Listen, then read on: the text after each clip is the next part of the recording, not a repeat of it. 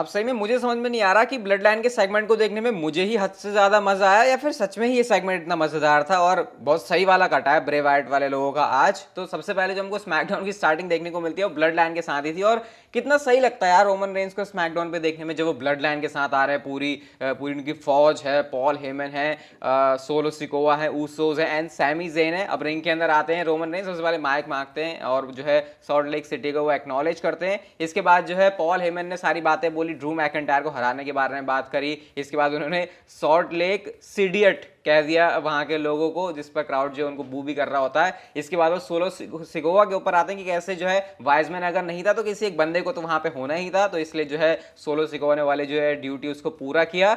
इसके बाद जो है ऊसोस के पास भी माइक जाता है और ऊसोस भी यहाँ पे एक्नॉलेज ही कर रहे होते हैं सोलो सिकोवा के आने को। इवन वो आज जो उनका मैच होने वाला है ब्रॉलिंग ब्रूट्स के साथ उसके बारे में बात कर रहे होते हैं। लेकिन रोमन रेंज का यहाँ पर कंसर्न थोड़ा सा अलग है। रोमन रेंज ने तो आज मजा ही बांध दिया शो के ऊपर। रोमन रेंज सोलो सिकोवा के बारे में पहले उनको एक्नॉलेज करने के लिए कहते हैं कि बंदा मुझे एक्नॉलेज करे। एंड पहले मुझे देख के थोड़ा सा अजीब लगा, लेकिन फिर मैंने सोचा कि क्या है भाई, घर परिवार का बड़ा आदमी है, वो तो अपने छोटे से ऐसे ही बात करेगा। तो सोलो सिकोवा ने जो है रोमन रेंज को एक्नॉलेज किया, दोनों गले मिले, रोमन रेंज का थीम सॉन्ग प्ले होने लगा और पूरी ब्लड लाइन वहां से जाने लगती है। लेकिन तभी सैमी जेन माइक पकड़ते हैं और सैमी जेन माइक पकड़ के इस तरीके से माहौल बना रहे हैं कि बिल्कुल ऑकवर्ड सिचुएशन बन गई है कि भैया ब्लड लाइन जा रही है, लेकिन ब्लड लाइन के जाते आते सब देख रहे हैं कि ये बंदा क्यों रोक रहा है। जे उसो को तो अलग ही खुंदा है कि सैमी जेन के साथ में रोमन रेंज भी सोच रहे हैं क्या चल रहा है। सैमी जेन कहते हैं मैं पब्लिकली रोमन रेंज को एक्नॉलेज करना चाहता हूं। अब रोमन रेंज माइक लेते हैं और कहते हैं मतलब वो अलग ही अपनी कहानी शुरू करने लगा कि अच्छा ये तू क्या बोल रहा है, तू क्या कर रहा है, और ये ब्लड लाइन की तूने टी शर्ट क्यों पहनी हुई है, ये टी शर्ट पहने हुए मैं तुझे दोबारा देख ना लूं। और वो यहाँ पे ब्लड लाइन से जो है उनकी टी शर्ट उतरवाने की भी बात कर रहे होते हैं कि भाई तू इसे उतार दे। अब ये सारी चीजें देख के सैमी जेन एकदम शॉक्ड होते हैं कि क्या रोमन रेंज तुम सच में ऐसा कह रहे हो, क्या मैं ब्लड लाइन का पार्ट नहीं हूं, ऐसा ऐसा कह के। अब जो भाई वहां से जो फुदक रहे थे, जैसे बिल्कुल है ना अंडे ऐसे उबल के फुदकने लगते हैं, वैसे जो फुदकने लगा कि यही तो मैं चाह रहा था, यही तो चीज हो रही थी। मतलब जो बिल्कुल ऐसे कह सकते हो कि एक्साइटमेंट में भर गया कि फाइनली वो चीज़ हो रही है जो कि जे उसो चाहते थे। अब क्योंकि उन्होंने तो टी शर्ट उतारी नहीं, तो जे उसो ने जाके फाड़ दी सैमी जेन की टी शर्ट। तो आप सोच सकते हो कि किस लेवल के है ना उसमें माहौल में आ गए थे जे उसो की अरे भाई अब तो अपना होने वाला है सारा सीन, सैमी जेन चला जाएगा। टी शर्ट फट गई, सैमी जेन बिल्कुल शॉक में है, लेकिन रोमन रेंज उनको नई टी शर्ट थमा देते हैं और वो थी कोई और टी शर्ट नहीं। मैंने सोचा ब्लड लाइन की जो पहन के आया था वी द वन वो वाली पहनाएंगे, लेकिन दी ऑनररी ऊस वाली जो टी शर्ट है वो सैमी जेन को थमा दी गई है। और भाई उसके बाद जो सैमी जेन के रिएक्शन थे, जो जे ऊसो के रिएक्शन थे, और रोमन रेंज जैसे कोई है ना बाप दादा बड़ा काम करते हैं ना अपने बच्चों के लिए, वैसा रोमन रेंज का रिएक्शन था। इवन जब सैमी जेन की टी शर्ट फटी तो मैं सोचा था यार कितनी ज्यादती हो रही है इस बंदे के साथ। ये वैसे ही जैसे कि स्कूल में बड़े क्लास के जो लौंडे वो छोटे क्लास के लौंडों से मजे लेते थे, वैसा कुछ सीन लग रहा था। लेकिन जैसे ही रोमन रेंज ने टी शर्ट थमाई उसके बाद जो पूरा माहौल है वो बदल गया। जिमी ऊसो के साथ मिलकर तो पता नहीं वो आज से क्या क्या खेलने लग गए। सोलो सिकोवा को उन्होंने गले लगाया, इवन रोमन रेंज को भी उन्होंने गले लगाया। रोमन रेंज ने भी सैमी जेन को गले लगाया। एक तो होता गले लगाना, एक बंदे ने जाके हक कर दिया, लेकिन जब दोनों एक दूसरे को कर रहे हैं तो ये चीज देख के काफी सही लगा कि सैमी जेन को ऑनररी ऊस बना दिया। मतलब एक बार को देख के मुझे तो लगा था कि शायद ये सैमी जेन का एंड हो गया, लेकिन ये भाई क्या मस्त कमाल का सेगमेंट था। मैंने तो इसको बहुत ज्यादा एंजॉय किया। आपके इसके ऊपर क्या थॉट्स है मुझे बताना। लेकिन सैमी जेन की वो खुशी देख के पता नहीं मैं क्यों इतना खुश था। वैसे तो मैं आपसे कहता हूँ कि मैं चाहता हूँ कि सैमी जेन को निकालें, क्योंकि मैं उस मूवमेंट का वेट कर रहा हूँ, लेकिन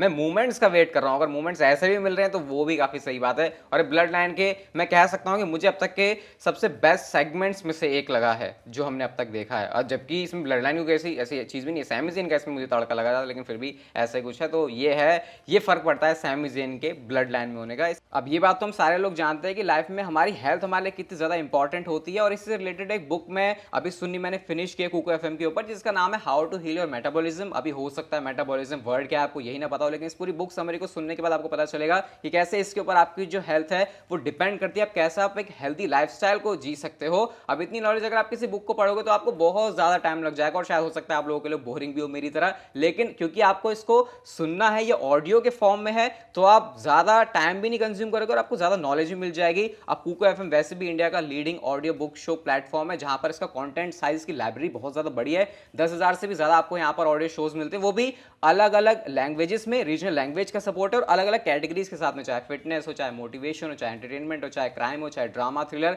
सब कुछ आपको यहाँ पर इसमें मिलेगा। अब अच्छी बात आप लोगों के लिए ये भी है कि मैं आपके लिए ऑफर भी लेके आऊं। अगर आप WC50 कोड का यूज करते हो, डिस्क्रिप्शन से जाकर कुको एफएम को ज्वाइन करते हो, तो आपको आपको यहाँ पर 399 का प्राइस नहीं बल्कि 199 प्राइस पे करना है। तो एक साल के लिए आई थिंक इतनी अगर आप प्राइस पे करते हो तो बहुत ज़्यादा कम भी है और आपके लिए वैल्यू फॉर मनी भी होगा, क्योंकि इससे जो आप अपनी लाइफ है उसको बेटर कर सकते हो। तो भाई जाओ डिस्क्रिप्शन में जाके कुको एफएम को ज्वाइन करो और मजा उठाओ फिर इस चीज़ का। इसके बाद हमको लिव मॉर्गन और लेसी एवंस का मैच देखने को मिलता है। मैच के बारे में तो ज़्यादा बात करूंगा नहीं, मैच तो उन्होंने अपने फिनिशिंग मूव्स लगा के जीत लिया। मैच खत्म होने के बाद में हमको लिव मॉर्गन की तरफ से बहुत एक्सट्रीम चीज़ें देखने को मिलती हैं, जब उन्होंने यहाँ पर वेपन का सहारा लेना शुरू कर दिया और उन्होंने एक तरीके से ना बताया कि क्या चीज़ ग्लिम्स दिया कि क्या वो एक्सट्रीम रूल्स के अंदर कर सकती है। इवन टेबल स्पॉट्स भी उन्होंने जो किया था भाई, रिंग पोस्ट के बिल्कुल ऊपर ही चढ़ गई और वहां से जो है ना उन्होंने लेसी एवंस के ऊपर जो मारी है छलांग, वो बहुत कैमरा एंगल मुझे बढ़िया लगा वहाँ पे। तो बस ये एक नोट करने वाली चीज़ थी और रोंडा राउजी को प्रिपेयर हो जाना चाहिए लिव मॉर्गन की आने वाली आगे चीज़ों के लिए। इसके बाद हमको बैक स्टेज सेगमेंट देखने को मिलता है जहाँ पर सैमी जेन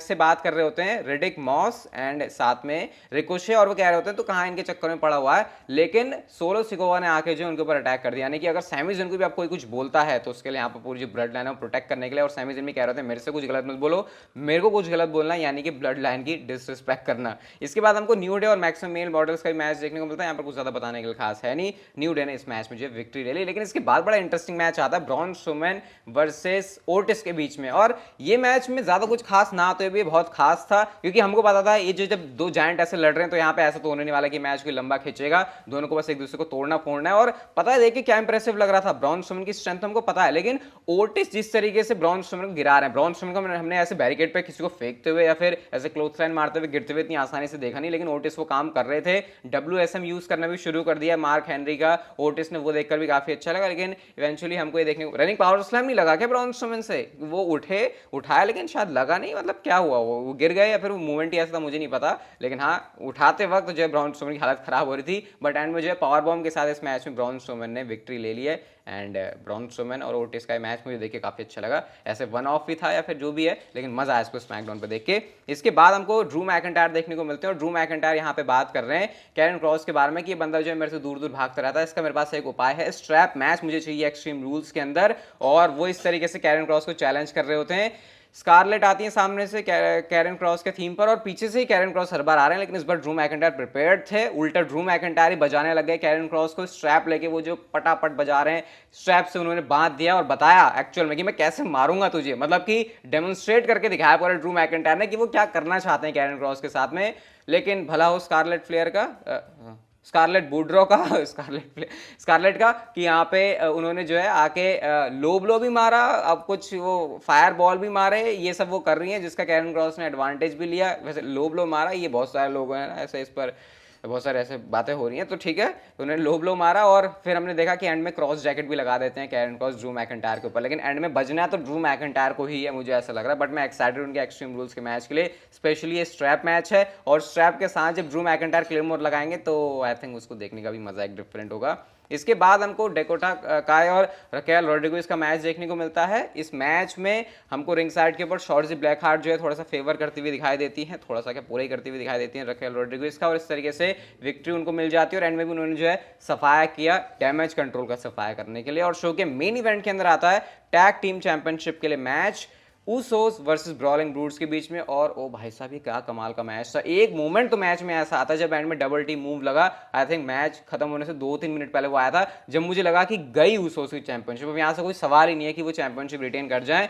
जे उसने पता नहीं कहाँ से आके उसको जो है पिन को ब्रेक किया है, तो वो तो मुझे सबसे क्लोज मोमेंट लगा है अभी तक उसोस के पूरे रेन के अंदर कि हाँ अब तो गई उनके पास से चैंपियनशिप। सैमी ज़ेन भी सारे तिगड़े बैठा रहे हैं, इवन वो लास्ट में तो स्टील चेयर भी लेके आ जाते हैं, लेकिन फिर वहां पे शेमस होते हैं, शेमस का सफाया जो है इंपीरियम ने कर दिया और एंड में जो है उसोस ने ही विक्ट्री ली इस मैच में। ज्यादा टेंशन वाली बात है नहीं, चैंपियनशिप उन्होंने सक्सेसफुली रिटेन करी, लेकिन ये बहुत ही ज्यादा कमाल का मैच था। तो ओवरऑल मुझे स्मैकडाउन अच्छी लगी और स्मैकडाउन से के अलावा भी बहुत सारी और चीजें आपको बताने के लिए, जैसे कि ब्रे वाइट के बारे में। एक तो देखो उनकी 1-2 दिन से एक वीडियो चल रही है जहां पे वो ट्रेन वगैरह कर रहे हैं और लोग कह रहे हैं कि हाँ ये जो है अपने रिटर्न के लिए ट्रेन कर रहे हैं। व्हाइट रैबिट से जुड़ी हुई बहुत सारी चीज हुई है, WWE ने व्हाइट रैबिट की मर्च निकाल दी है, और जो बाहर कार वगैरह है उसके ऊपर उसको कट करके लगा रहे हैं, पता नहीं इसका क्या मतलब है।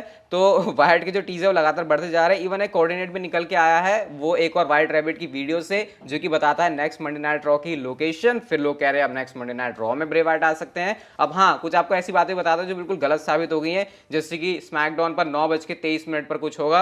अब देखो वही है कि इसलिए मैं इन सारी चीजों में ज्यादा घुस नहीं रहा हूं, क्योंकि क्यों भाई दिमाग इसमें इतना फोड़ना है, बाकी और चीजों में भी दिमाग फोड़ सकते हो। जब ब्रे वाइट को आना होगा तो आ जाएंगे, क्योंकि या तो टीज होते छोटे मोटे, भाई इतने सारे टीज हैं, तुम किस किस के बारे में बात कर सकते हो। और मैंने आपको कुछ टाइम पहले बताया भी था कि एक्सट्रीम रूल्स में वो जो पोस्टर है सेथ रॉलिंस और किसका, सेथ रॉलिंस और रिडल का, उसमें पीछे वो लैंटर्न है, लिव मॉर्गन रोंडा राउजी में नहीं है, तो क्या सेथ रॉलिंस वाले मैच से कनेक्शन है भाई? उसमें भी ज्यादा दिमाग मत लगाओ, क्योंकि ड्रू मैकिंटायर और कैरन क्रॉस का जो नया पोस्टर है इसमें भी पीछे लैंटर्न है। तो फिर वही है, बहुत सारे चीजों को समझने के पीछे फिर कुछ भी ना समझने वाली बात है। तो ये ऐसा ही कुछ है। जॉन सीना के बारे में जल्दी से आपको एक बात बताता हूँ कि जॉन सीना जो है अगर 2022 में मैच रेसल नहीं करते तो फिर ये पहली बार होगा 21 साल में उनके डेब्यू के बाद से कि उनकी स्ट्रीक टूट गई है किसी साल में एक भी मैच ना कंपीट करने के लिए डब्ल्यूडब्ल्यू के लिए। तो ये बहुत सैड है। फायरफ्लाई में भी वो आए थे, लेकिन मैच जैसा भी था, लेकिन किसी भी तरीके के मैच में नहीं इन्वॉल्व होंगे अगर इस साल जॉन सीना रेसल नहीं करते, जो कि कितनी सैड बात है। और आपको जल्दी से एक और चीज़ बता देता हूँ, 25 साल सेलिब्रेट करने वाले डब्ल्यूडब्ल्यू डी जनरेशन एक्स के ये है मंडे नाइट रॉ का 10 अक्टूबर का एडिशन। तो आई होप आपको वीडियो अच्छी लगी होगी। कुकू एफएम डाउनलोड कर लो डिस्क्रिप्शन से,